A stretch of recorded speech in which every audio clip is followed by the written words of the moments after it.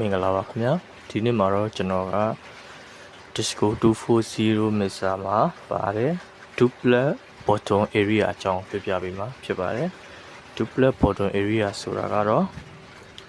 ဒီခလုံး5ခုရှိတဲ့ area ကိုဆိုလိုတာဖြစ်ပါတယ်ပထမဦးဆုံးအနေနဲ့ clear ခလုံးကိုရှင်းပြပေးပါမယ်ခလုံးမနှိပ်ထားရင် brand ဖြစ်တဲ့အတွက်ဒီကောင် clear chase one program clear တစ်ချက်နှိပ်လိုက်တဲ့အခါ program clear ဖြစ်သွားပါတယ် program ပြန်ရခြင်း chase one ကိုပြန်နှိပ်လိုက်ပါသူက black out လောက်တာနဲ့တူပါပဲ clear ကိုနှိပ်တာကတော့ပို့ပြီးတော့ sample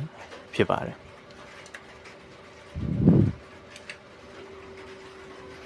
ဒါကတော့ clear ခလုတ်အကြောင်းဖြစ်ပါတယ်ဒုတိယခလုတ်အနေနဲ့ကတော့ cruise move ဖြစ်ပါတယ် cruise move ကဘယ်လိုလုပ်တဲ့ဆိုတော့ကျွန်တော်တို့အခုဒီပုံစံတိုင်းဆိုရင်ဒီအပေရနဲ့ညာရနဲ့ cruise move ကိုသုံးပြလိုက်တဲ့အခါသူကဒီဘေးက slide လေးနဲ့လုပ်တာဖြစ်ပါတယ် cruise move ကိုသုံးပြီးတော့သုံးပြတဲ့အခါဘင်းက program သွားတာတွေပို့ပြီးတော့ smooth ဖြစ်သွားပါတယ်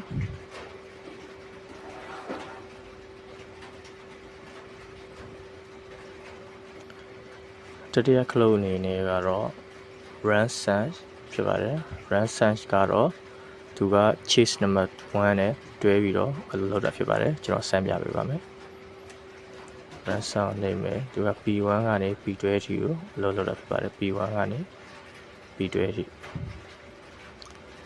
chase number 1 chase number 1မှာ P1 ကကျွန်တော်ဒီဘက်လှည့်တယ် P2 ကဒီဘက်လှည့်ဒါကျွန်တော်ထည့်ထားတဲ့ဟာဖြစ်ပါတယ်သူက program တွေရိုက်ပြီးတော့ပြန်စစ်ချင်တဲ့ဟာသုံးလို့ရပါတယ်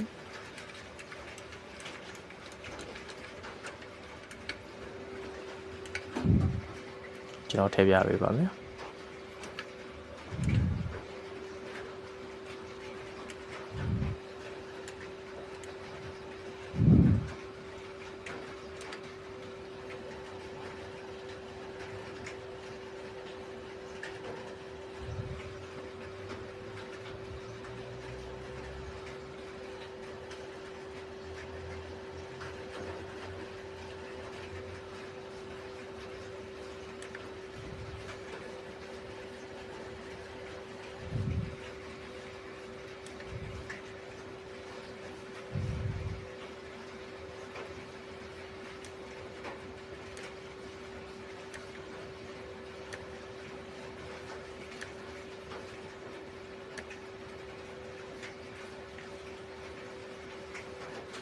ကျွန်တော်အခုဆိုရင်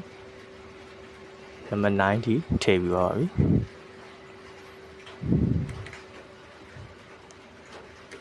အစကလို့နေမယ် chase bound ရေးမယ် chase 2 3 4 5 6 7 8 9